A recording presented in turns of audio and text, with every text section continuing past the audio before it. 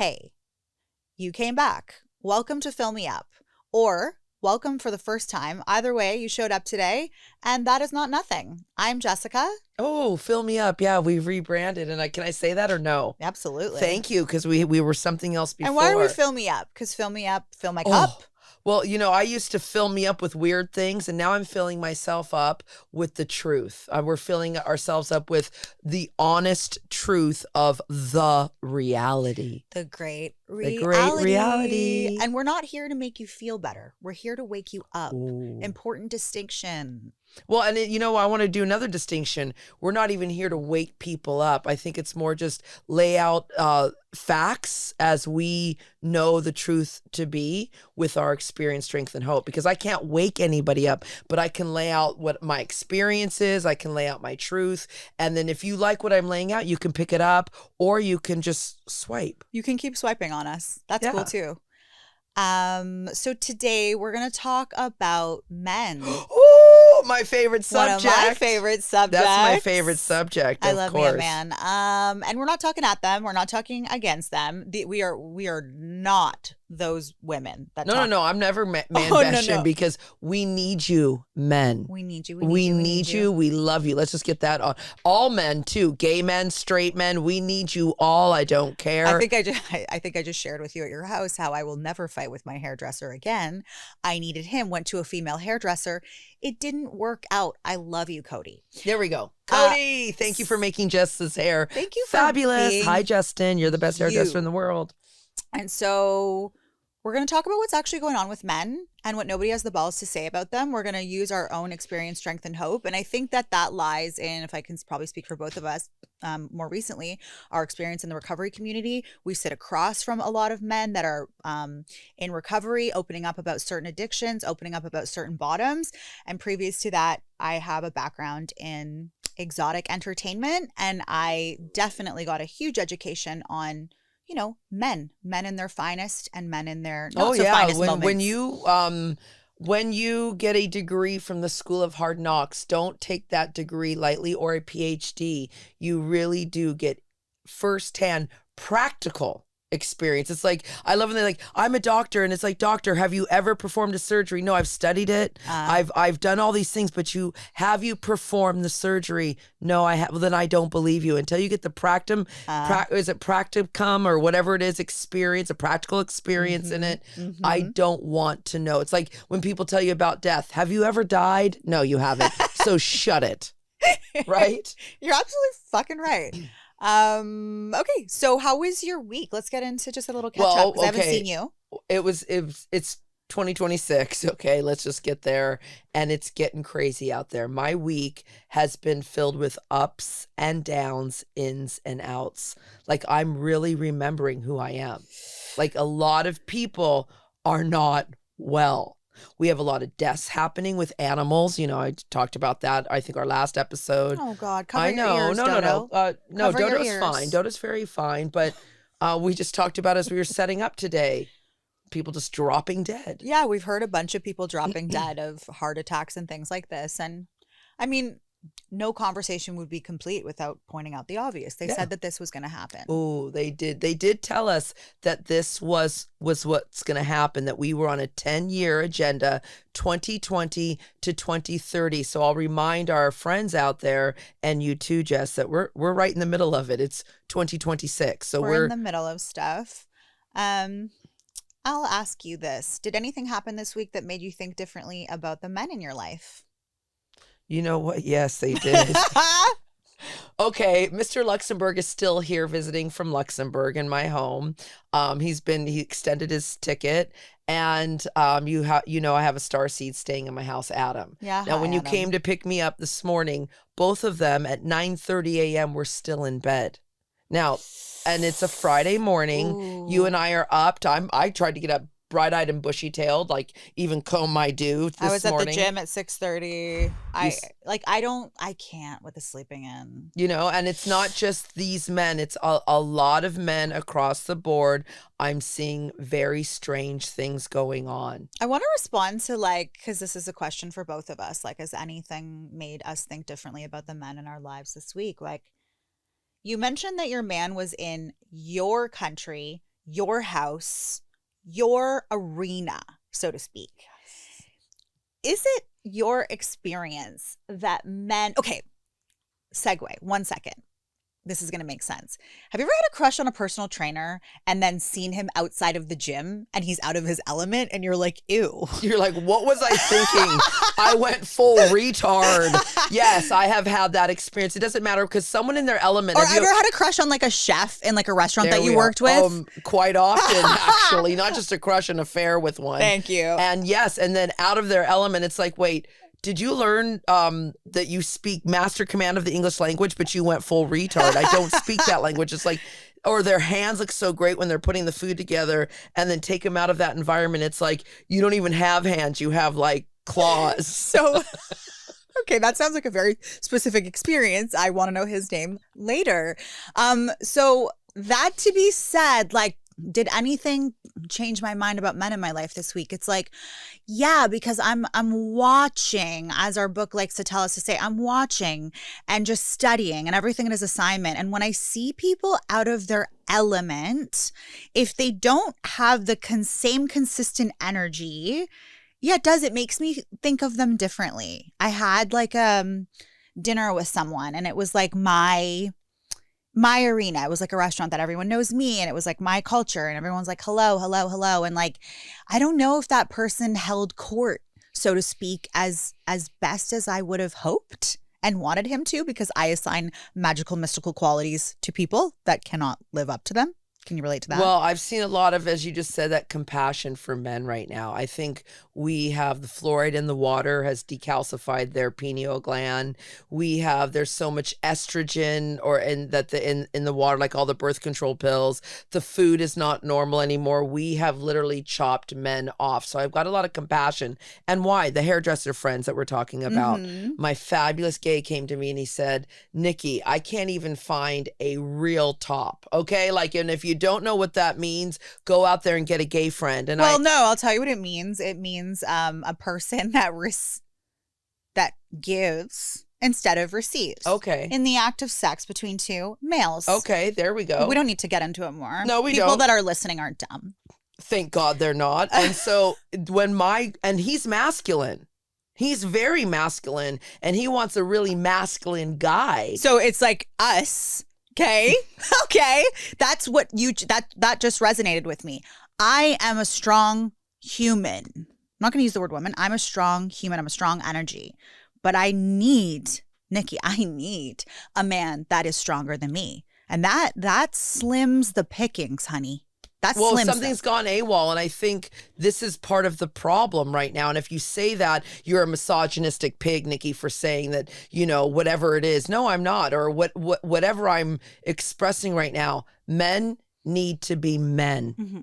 And we are a society where it's very hard right now to find men that are men. And if you are in your masculine energy, you're shamed for it. But here's the thing too, like, oh yeah, you're shamed because a bunch of people have decided that is somehow hurting us. Like that somehow equates, men being in their masculine somehow equates to them abusing us, which I don't know where that went AWOL. And like, you want to know where it went AWOL? When they needed you for your tax dollars. Ooh. When they needed you to work and pay more taxes. And so the women needed to be equal. And then where did it all go AWOL? When you need a career more than you need to raise your family. And women out there that don't have children, just raising your dog, raising your... How about raising yourself? How about raising yourself? How about getting up every morning and getting to the gym and getting your steps in and getting your prayers in and connecting with the people that you need to and being kind and showing up? How about that is a full-time job? And making a home-cooked meal. And you better get that job correct before you even think about bringing another life into this world. That's the thing. Your question, back to your question is, I have more compassion for men this week. Ooh. I have a lot more compassion. I was going to go, I have more disdain for them. I like this yin and yang. Yeah, we need this. Well, we do need it because it's be like, look at you. And I've done that. That's why I have more compassion, because those things came out of my mouth this week. Look at you. You need to be more like this. And then I realized, how can men do that? We have cut their balls off and attached them, sewn them onto women, right? Mm-hmm. And it's like, if you're not a multitasker doing the job of female, male, all of it, then you shouldn't even exist right now. And it's a sad day. So I have a lot of compassion for these men, and we need more of these. I was just telling you about Kevin Samuels. He's dead now. Did he die? He died having sex. Wait, No, if you this gotta can't go be out, real. This can't be real. it's totally real. And I don't know if women celebrated, because he would straight up say, like, to you, Jess, you want a certain kind of man, okay? Right. But you look a certain kind of way. He would basically bring you to his version of reality, which in his mind, and everyone's entitled to their versions of reality, in his mind, somebody who is trying to get an Instagram life, so to speak, and they're in their delusion. They're trying to get an Instagram life where they're flown on private jets and showered with these big bouquets of Instagram worthy roses and taken out to Nobu and all of these places in Miami and Las Vegas. Like, first of all, those accounts are professional escort accounts. So then there is no. They are. And then there's women, average women, who aren't willing to do the work of what a professional escort does, which is a completely different arena that a normal girl isn't even willing to do, but yet wants the lifestyle that they see. So then this guy, he's bringing them back down to reality. He's bringing them into reality. Lady, you are 5'5", you weigh 300 pounds, and you want that kind of guy. Like, wake up. It's not going to happen. And so so next question is have you had a conversation with a man recently that surprised you for better or for worse? And on this topic, I'm a real estate agent. I'm a soul surgeon. I'm a starseed. I'm here to wake people up. But as my vocation is, I sell real estate, and I love it. I'm happy to do it. It puts me in front of people. Like, I stay connected. It's a wonderful way to do service. It's a wonderful You're putting life. Someone in their most expensive purchase ever, and hopefully you're doing it with love and honesty. It's a wonderful life. So I was at one of our open houses, and it was a very beautiful house in a very expensive pocket. And I was feeling sorry for myself that weekend, because as I do, I vacillate between thinking that everything's going to be great and nothing, and then vacillate back into nothing's going to work out. Anyone can relate? And this man walks in, and I know him. I've known him for 20 years. I met him at the strip club when I was 18 years old. Of course you did. And we've known each other on and off. We've hung out millions of times over the last 20 years. And we've run into each other at different stages and ages. Before I got married, after I got divorced, while I was working in the club, while I was working out. So we have. And I always thought, oh my God, if he would just pick me, like, my life would be set, because not only is he filthy rich, but he was actually fun and engaging and stimulating. And I loved his personality. Which is a lie from the pit of hell. Which is a super lie from the pit of hell, because I was a different human back then. So he walks in, and while I was feeling sorry for myself, he walks in with his beautiful Colombian import of a wife, stunning from top to bottom, plastic surgery, everything. And like, she was like stunning, and she like barely spoke English, and they have delusion, and they have a daughter. And I was like, oh my God, so everyone's moved on except for me. Like, I am the last person to have children and get married. Like, I'm like, this is crazy. And they go upstairs and they're looking around, and we haven't said hello yet. And I'm just in there, I'm thinking, God, I should have got that surgery. I should have got this surgery. Ashamed. I'm just doing an open house. I'm just working in real estate. Like, this is, Where's my husband? Where's my husband? Where's my baby? Should I just purchase these? Where's my Colombian accent? Right. Like, it's like things that don't even make sense. So this is happening. And then they come down, and he's like, Jessica. I'm like, yeah. And he's like, give me a hug. And I'm like, how are you? And he's like, I'm great. And he's like, mi amor, come. Like, this is my friend Jessica. We've known each other for 20 years. So now I'm slowly getting back into the reality. Yes. Right? Like, I'm like, no. I'm not on the outside. I'm connected to human beings. Yes. And my past is my greatest asset. And I've made a lot of great friends along the way. And I love being reminded of that. And everybody, just to pause real quick, remember, your computer program is just on another program right now, and then you had to come back into the real programming, okay? Thank you. So I have to remember. But so within 5 minutes, he's now introduced me to his wife, introduced me to his kid, gotten my card, messaged me, and asked me to get together. How tight are your tits? Can I touch them later? asked me to get together, right? So it's like, so this is a hooker addict that I am fantasizing about that is going to, like, I missed some boat where they're going to be my husband. Does that make sense? Absolutely, because it's all a lie. Now, go deeper into your mind, because this is all, you hear that? That was all in your mind. That whole playbook was in your mind. You are your thoughts. Mm-hmm. You are totally your thoughts. Mm-hmm. And so you wanted some type of attention. Well, you got it. You see, you are a powerful manifester. Imagine if you went beyond that limited bullshit thinking. I'm sorry. You understand? Oh, yeah. We talked about the talked phone. about this. I tried to put it on silent and it doesn't. There. The big book Stop of calling. excuses. The big book of So excuses. you understand, like, this delusion lie. We've got to get into this higher consciousness and pull men up. God, with I hope us. he doesn't listen to this episode because It's I okay sent if he him. I does. sent him the link, but you know what? He'll laugh, and we don't use names here. We don't. No, use names. because that's the thing. Everyone's like, "You're talking about me. And You're I not didn't the mean- only human in my life." And you're not the, person. and I didn't mean hooker addict. I just meant, listen, a man who loves women, and as an ex adult entertainer, I know that prototype, and that prototype is a popular one. There's men who just love women, and when men have a little money and a little power, I mean, they will act on that, right? This is the oldest profession. Like, come on, let's go deep here. Like, men and women, that energy. So we need to get back to it, if you ask me, but in a proper, loving way. Imagine if we use that energy, that masculine energy about women and adorning them and protecting them. Vikings, where are you? Mm-hmm. You understand what I'm talking about. I do. Like, this kind of energy, and not hiding it from your wife, saying, wow, Jessica's beautiful, but leaving I was just going to say that. Like, here's the thing. You know how we talk about how being, expecting others to be what they are not. Let me play that back. Expecting others to be what they are not is dishonest. In my experience, men aren't really monogamous by nature.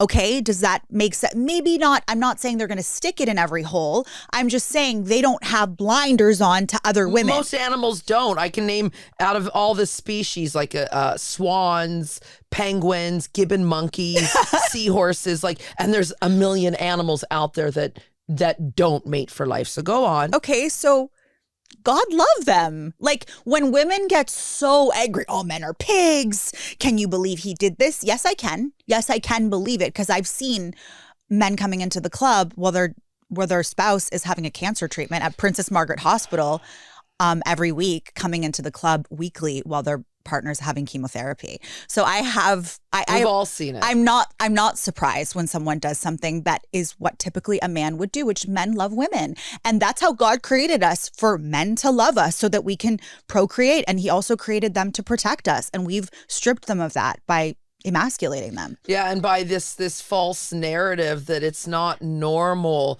to do this or think this way. What is normal? That's a big question. Ooh. What is the normal way for a man to think and Well, be? you said at the beginning of the episode that we are here looking for the truth, and the truth is what's normal. So not what somebody said, but how it feels in alignment in, what's normal. Somebody sent me something about, for example, the days of the week and how they were created as a work week. But our body knows, like, if you go on vacation, you know when to wake up, you know when to go to bed, you know when to eat, but you don't know what day it is. And that's because our bodies know the truth. So our bodies know the truth about male-female dynamics as well. You know what doesn't feel right to you. Does that make sense? No, absolutely. It's a 28-day cycle, and now they've put us on a 31-day cycle. It's like, it's all a lie. It's like, go deeper with women. Like, what's expected for a man? What's expected for a woman? Like, it's not the Salem trials of the witches. Those were healers, honey. Mm-hmm. Those witches being burnt at the stake were modern day doctors. Yep. You understand? Like, even when you give birth, you're supposed to keep the placenta attached to the baby. Mm-hmm. And then they take it from us and sell it for your face and Sandra Bullock's, youthful look. It's like, it's all lies. Everything that we've been taught is a lie. Yeah. And everything. It's a lie from the pit of hell. The programming is a lie. And like further to that, people are just in delusion about what they see. Like another experience from my past that would be helpful on this topic. And I was telling my friend about this the other day because she's a normal person. She just works with me at the real estate office. She's not normal. She has no like history. She has no wild past. And so I was explaining to her, we were talking about dating and relationships as women do. And they do it often, especially outside of recovery. I've noticed like normies, like they really unpack men 24/7 because they're in obsession, right? And they don't know that they're in obsession. And I was explaining to her like how at the strip club, you know, I would see love addiction and what I now understand to be love addiction and fantasy addiction, and men would like, they wouldn't even know these women and they would just use them as a vessel to like put their fantasy on. So I love you, I'm crazy about you, sending them money, sending them gifts, and they wouldn't even know the person. Like when somebody love bombs me when I first meet them, I'm like, this is ridiculous because you don't know me at all. And you won't love me when you get to know me. It's just not in that way. And so they assign these magical and mystical qualities to these women and they give them tons of money. And that's love addiction. And then the women are addicted to the money. But on the other side, in the change room, the same women that have 50 men throwing money at them are fighting over some low-level drug dealer, and they're taking the money that they're getting from the men and giving it to the drug dealer. That's right, because they're obsessed with men as well, just the way that the customers are obsessed with them. The buck doesn't stop. So people think, oh, she's so beautiful, she must have men at her feet and that must be great on her. It's like, no, she's suffering from the same addiction. Well, because everyone forgot why we're here. Yes. We are here to get our souls expanded. But this is what I say to people. Do you know, okay, so let's just go deep into this kind of addiction and this fantasy addiction. You know how good it feels at first when you get drunk, everyone, or when you get high, that first feeling, or when you have sex with that person that you really want, or you get the Prada bag, or you eat the all-you-can-eat Krispy Kreme donuts, okay? Like it feels really good in the moment. And it feels awesome when you're blotting out your consciousness. Even some of you old people, like I don't have any addictions. All you do is read romance novels, and it feels very good to escape into those books, okay? Because you're forgetting why you're here. Or online dating, when people carry on with like a person that they met online, but for many months without having met them in person. Yeah, they're in Nigeria and they're like, do you want to hear what happened to my mom? So, because it's happened to every mom out there. Go on. She's going to hate me, but I don't care. She was carrying on with this guy online, and then, this was years ago, but doesn't matter. She was carrying on with this guy online, and then she was saying how much she liked him, but she hadn't met him yet. And I was like, why? And she said, because he lives in Ottawa. And I said, that absolutely makes no sense. For the viewers, Ottawa is only a 4-hour drive from where we live. Okay. So what she's saying makes no sense. So I'm like, I'm worried about her because I don't want her to get her feelings hurt because she's a fantasy addict and I already know that. And she's like, it's fine. I really love getting to know him. And I'm like, oh God, here she goes into her fantasy addiction. Yeah. They meet like 3 to 4 months after chatting. He's like 500 pounds. And this is like, that's best case scenario, because like, what was that show? It was called Catfished. Yes. And okay, and if you haven't seen Catfish, Google it and watch it. It kind of breaks my heart. It's awful what people do to each other, this whole fantasy of blotting out your consciousness. So back to why we're here. We're not here to get catfished. No. We are not here to feel good. And we're not here to catfish. Yeah, we're not here to get into this invisible relationship or to have this fantasy about how good I'm going to look in the mirror. We are here on planet Earth to expand our souls. Jessica, where you come from, you don't get any of this. Everybody's always nice. Everyone's always loving. There are no problems. We have chosen to come to Earth to experience this. And right now what's happening is we had to go into the depths of insanity, meaning back to men. Mm-hmm. We had to destroy our men in order to remember who we are. This is not normal. No. This is not normal. We need men.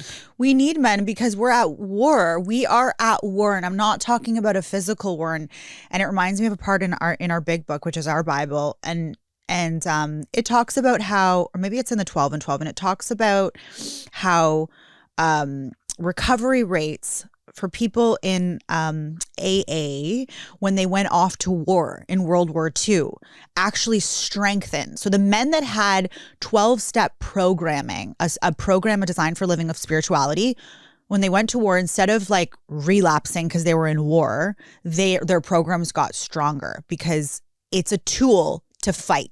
Right? Does that make sense? Like our program is a tool designed for... It's a battle every day because you've got to wake up every day and go, I'm powerless. So what's Jessica talking about? It's this daily battle. Wake up and go, I'm powerless over anything that's going on outside of my mind and even inside my mind. Then I have to believe. I have to believe that some amazing frequency power out there is going to rise me up. So I have to make a decision to go out and do the battle. Yes. And then I've got to remember it's all in me. Remember, because I'm doing the searching and fearless moral inventory every day. This is in me. I'm not going to find it outside. So they've got to get out of that hole during the World War II, get up and get into the battle. And then they've got to admit, I got to do this. They really had to take action. And then they got to go deeper, willing every day to get into the battle. Yes. Then they've got to go humble. I've got to do this. I need this power. What's the power? Being responsible, trusting this invisible frequency that I'm going to make it. And then again, doing it every damn day and then go deeper. You're doing it to help all around you. They're doing it for the love of their country. This is such a beautiful life, Nikki. They're doing it for the love of humanity, not for self. Not for self. Like it's like these protests. Why are you protesting for something that's not going to change on the human planet right now? Go deep. It's not all you protesters out there. But Nikki, we need to do it. You wouldn't have a right to vote. Oh, come on. Nothing we do or say is going to move the needle of the government. Like this has all been planned. And like that, and that's where people are losing their masculinity. Like don't even talk to me. If you're a man that literally can like sit there and talk about this shit and think that actually the government is like doing anything that they say they're going to do, or that there's two sides to the government or whatever. If you're a man that subscribes to this, instead of putting your energy into like getting up and pulling it from somewhere within, that's, to me, it's not masculine. No, here, keyboard warriors, it's not a gun, okay? That's not a gun. It's not a smoking gun. And I'm not saying go out and get a real gun. I'm saying use the power within you, which is, hey, why don't you stop doing the insane things like getting up and going to work and you still can't pay your bills? Like getting up and going to your doctor for a pill for your penis that doesn't get hard anymore. And then you have the audacity to go online and set up dates with strangers and then waste these women's time when you haven't even done the work on anything. No, because it's like a pill's like, okay, some of my friends right now, they're starseeds and they're going to the doctor and going, but my cholesterol is great, Nikki. Who made up that cholesterol number? But they say my numbers are great. Who made these numbers up? I can look at you and tell you, no, it's not great. Yeah. Just by looking at you. Yeah. And then sometimes you can look at people and go, yeah, why are you even going to the doctor? You look good. You feel good. Stop it. What is this obsession, men, with going outside of yourself to get the validation that a doctor, that your boss told you you're okay? You know you're okay without someone telling you you're okay. Or you know you're not okay and you're completely ignoring it and you don't want to hear the truth. That I meet so many men in recovery and they're like telling me about their dates and I'm thinking to myself like, and not because they're in recovery, but there's recovered men and they live beautiful lives and they're great husbands and providers. But like at certain early stages of your recovery, you have nothing to offer. Like you are living in a sober living house. That is like basically a frat house for people who are not responsible enough yet to go back out into the world. And you are taking a woman on a date, sir? I'm sorry. I don't see it. And I don't see it. And we'll talk about women on another episode because there's something wrong with the women that would even entertain this, right? But like, come on. No, it's dark. And this is why, like, even with my son, I'm just going to give my experience, strength, and hope.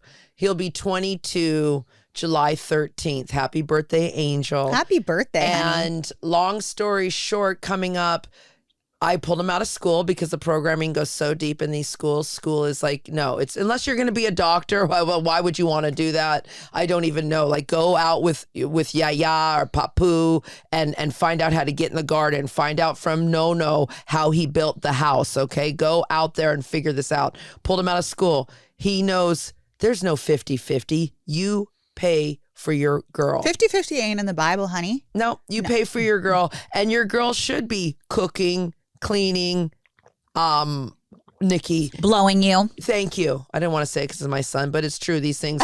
And you should be providing. Now, I didn't have these values before because it was like I was brainwashed. 50-50, equal. This is a lie from the pit of hell. This is a lie because most women I know don't even want to get out of bed. They can't manage their life. Or they've got this thing called postpartum after you have a beautiful baby. Who made that up? Mm-hmm. Who made that shit up? I was programmed into thinking that love, I was programmed into a pimping and hoeing culture. I was programmed into thinking that love means that you go out and make a bunch of money based off of the way that you look and you bring it back to a man, and that is the only way that he's going to validate you and love you. So I had to reprogram myself from that. This is it. The title of my book is called I Almost Fucked My Dad because I didn't know what he looked like. Sorry, Mom, but it's a true story. Like I didn't almost, but I did not know what my dad looked like until I was 18, got on a plane and went to his country because my mom married a psychopath. Every picture was totally done, like burnt. I don't even know what he looked. I didn't even know I was black until I moved to Canada. That's insane. Like, no, I did not know. My favorite band was The Cure and Depeche Mode. I grew up in Orange County, California. I have a white mom who she allowed another man to adopt me. And I know so many women like this. I know. So many. So this is the programming that's gone AWOL. No wonder the men have their head far up their ass. And men, it's not your fault. You have been bamboozled. Something went AWOL. So let me give you a couple numbers, recent stats. Men are accounting for 75% of all suicides in Canada and the United States. That is a pattern. So let's talk about it. Well, of course, we're offering MAID to everybody. It's the biggest killer. I think we've done an episode on MAID a few times, like medical assisted suicide. But what hope do they have? Go deep right now on this, everybody, and to you guys out there. You work your whole life and you have nothing to show for it. There is no more, I'm retired. Everybody, Mad Men. Mad Men. Mad Men, you look gorgeous, Don Draper, and you've got your sexy girl. And it's just, it was okay to have a martini at lunch. You weren't an alcoholic. Like, go deeper. You could work one job, have 2 cars, take the family vacation, retire. Take care of your wife, take care of your girlfriend. You still look good. You didn't have a baby in your belly because you were a fit man. And you could really have freedom 55. Now, I went over to my senior Anne's. She has an empty fridge, and if it's the last week of the month, and she's worked her whole life, Canadian born, doesn't have a penny to her name. Yeah, that's what's really happening over here. And there was an article about people that worked at Sears. I don't know why they used Sears as this. Because it was a good corporation before they got bought out by another conglomerate. Okay, perfect. Exactly. And so they just showed that maybe, like, for example, the director, the manager of like the washing machine department or the appliance department, what he had, and he would have 3 kids in Toronto, Ontario, Canada, like a house, vacations, the wife didn't work. Do you think that would be what's happening right now? Like, absolutely not. Even 2 lawyers can't make enough money to like purchase a home that's decent. I want to cry because, as you know, I'm in a lawsuit, and the neighbors next to me, it took 2 husbands and 2 wives, and it's like husband and a wife and a husband and a wife to buy a single family home, an attached home. Not even I'm in a semi detached, so that's not even a single family home.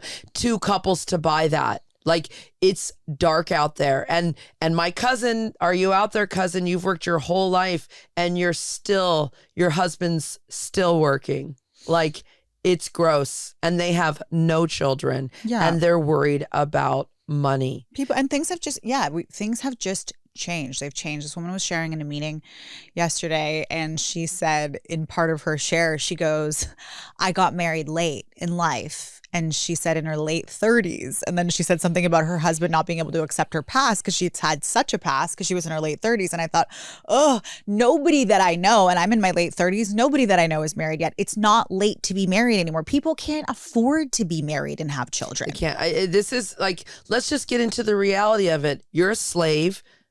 And if you do not wake yourself up, the 9 to 5 life is done. It's not for you. All of this is done. All of this world is done. I'm going to get mad. Like, I just want to scream. This is done. Well, we just want people to, it's not a negative thing. It's not a fear mongering thing. There's more to life, basically. There's just more to life than this. And if more people don't see it and feel it and believe it on a higher conscious level, well, they'll get left behind and we'll continue to ascend. There was a woman who had the 24 hours in a day. So you cut out 8 hours for sleeping, gone. Cut out 8 hours of your 9-to-5 job, gone. Cut out the 2 hours for traveling, gone. Cut out the time to eat and shit and piss and all this other stuff and maybe talk at the office cooler. You are left with maybe 2 hours out of your slave day. So no wonder, men, you want to kill yourselves. I get it. And why do I get it?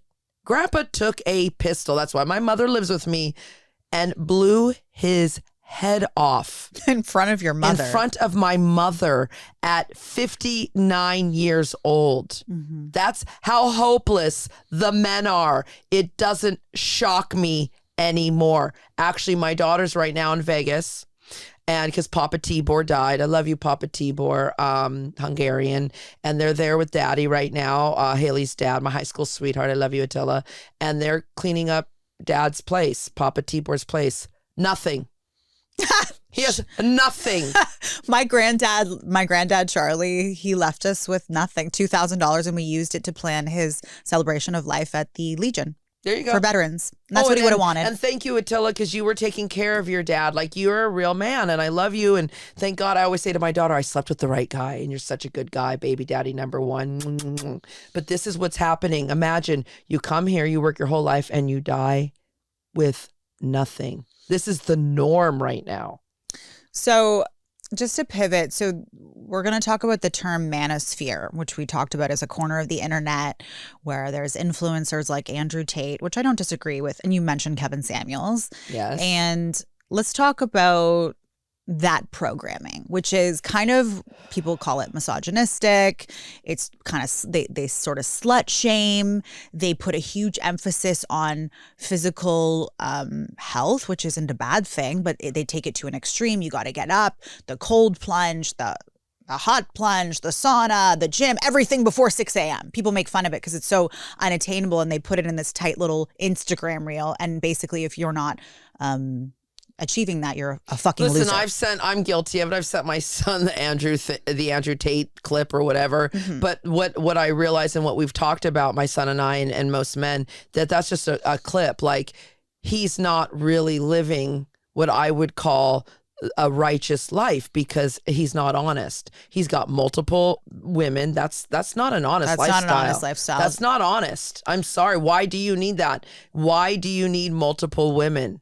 And now, if that's your culture, Muslims out there, or who else does that? It's there's some in like Utah. Polygamous groups. Yeah, polygamous groups. Thank you. They do that, and hey, who's that's to say great. they're not wrong? No, I mean, that's great. I wouldn't mind some sister wives to help me clean the 4 toilets and sleep with my guy, because I don't like to give blowjobs. Some women out there like it. Okay, do it. But my point is to get radically honest and live a life out there for everyone to see. These men aren't doing that. No. So what's the core? So the core message of these manosphere influencers is the world is against you. Weakness is your enemy. Emotions are for losers. Domination is the answer. That's not true. Real men cry. That's why I'm studying Stoics. Like, read Marcus Aurelius, his daily journey, or his journals and his daily thoughts life. It's like, no, they had compassion. They were prepared for the worst and really thought of other people. So I think the separation, like the men are from Mars, women are from Venus philosophy, is kind of like where we lose the truth, because if we subscribe to a path that gets us to God, therefore gets us the truth, like for you and me, that's the 12 steps. Some people, it's A Course in Miracles. There's a ton of different ways to get to God. We don't have the monopoly on it. But male or female, our program looks the same for males and females. It's the same exact program. Right. It's not different programming, and it gets us to God. And when we get there, we can see the truth. So internally, like we've been talking about, we know what the dynamic between male and female should look like. We don't need an influencer to show us, because the truth has been revealed to us. Like we always say to each other, more is going to be revealed. But you have to do the work around getting to God in order to be able to understand So that. what is the work to get to God? Because that's the question. Okay. Right? So with this manosphere stuff, it's like, or like you said, I love the men are from Mars, women are from Venus. That's separation, and it's a lie from the pit of hell. We're all one. So what does it mean we've got to get to God? That means we've got to get radically honest. Yeah.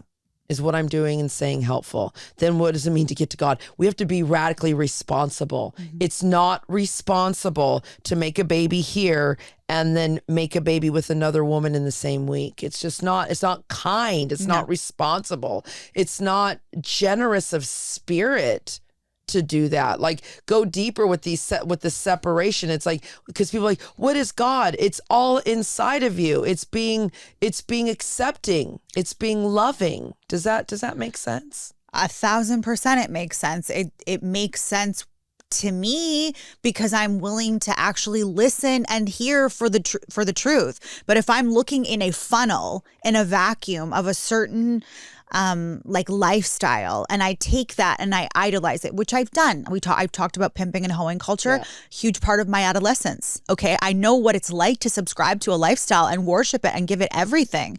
So if we do that and we put these false idols up, we will be led down the wrong path. Does that resonate with you? Absolutely. You're always going to get led down the wrong path when you're looking out and not looking in. This is a real time to look in. Well, they told me I'm supposed to like this. They told me I'm supposed to do that. No, what is that intuition you feel? What is that? There's a feeling inside of all of us.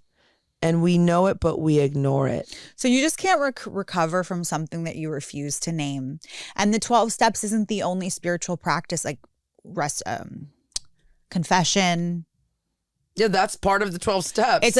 That's part of many spiritual confession. I can't call a plumber and tell him that everything's going great in my house and expect him to come and fix my toilet. I need to explain to him that my toilet is broken.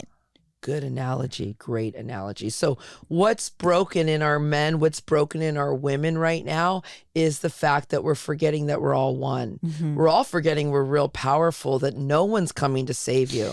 Actually, it's the dishonest lifestyle that really creates that separation. And I had no idea because my base level was dishonesty. I was talking to another woman in the program, strong woman, 7 years sober, and she had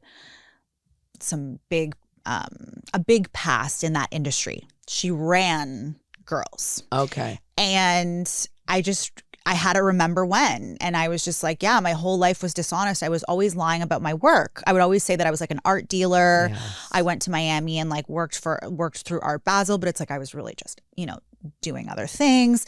And then I was, a stylist, and like it wasn't true. I was actually just an exotic dancer, right? And so when I'm living my life on a dishonest plane like that, it completely separates me, because she was saying that she can relate to that because she told everyone that she had a cleaning service. But we start to believe our own lies. That's it. And it completely, I don't know how to I can only describe it. I can't explain it. But that the feeling of being dishonest like that day in, day out just completely separates me from every human. It's like there's like just this block that's just blocks my channel to God. It's really, here it is. It's being radically honest and not in a mean way, being loving. Honey, it's hard for me. I had to tell Stefano the other day, my boyfriend, it's like, honey, you smell, okay? Like, you stink. You eat too much garlic. You eat too much garlic and raw onion. And I know you're on vacation, but go and take a shower. You've got this beard like you're like a Viking. And I said it, and he looked beautiful after he showered, after he stopped eating raw garlic for a day. How would he have known? You don't. You have to tell people. It's like the something in your teeth that we've talked about on another episode. You have to tell people the truth. And men and women are so afraid of being alone that they're afraid they'll stay in relationships for weeks, months, and years without telling the person that they basically can't stand them. Oh my. Until they I've had so many friends like this, but one friend specifically that comes to mind, and she's miserable as hell now, still in her addiction, and she just wouldn't refuse to drop the first guy until she met the next one. She goes, I will drop him when I meet someone else. That's a love addiction. That's always having someone. And here is the answer too. Until men, here's the answer. And women, of course, for everybody.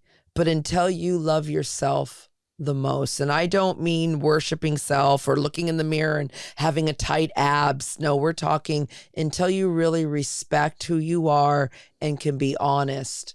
It's not going to work for you. It's not this bed of lies that we weave when we practice to deceive. It's not good for anyone or anything. Hey?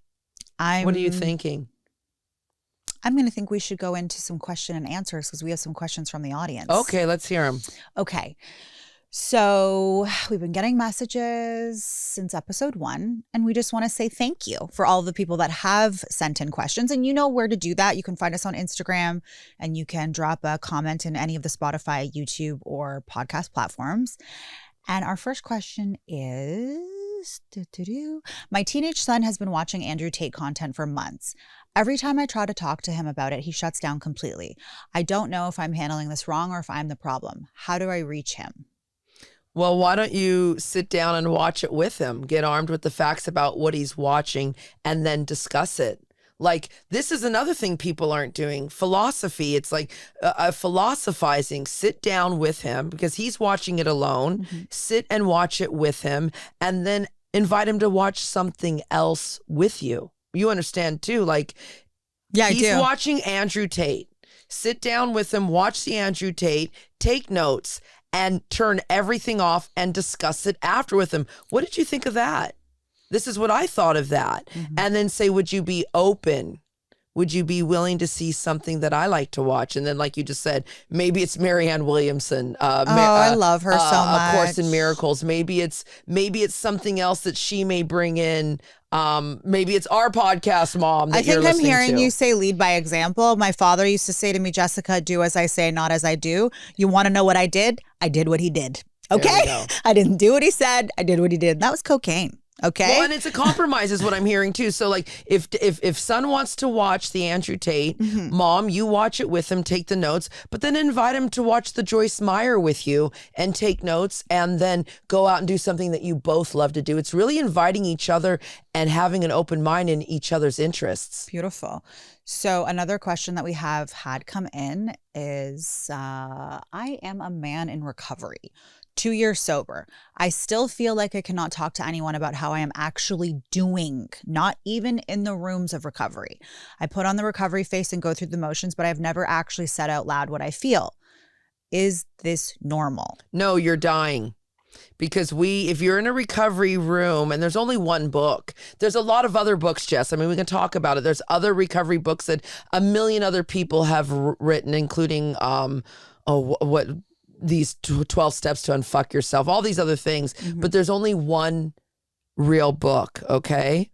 And it says, rarely have we seen a person fail who is thoroughly honest. It says, until we answer to our innermost self. So this requires radical honesty. Mm-hmm. So you're just living a lie still. Yeah.